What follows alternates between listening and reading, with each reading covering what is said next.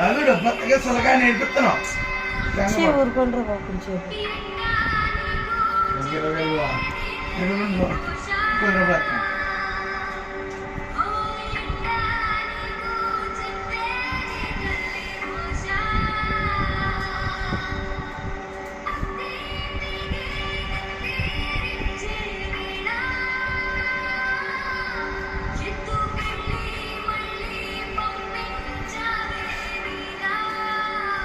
అదా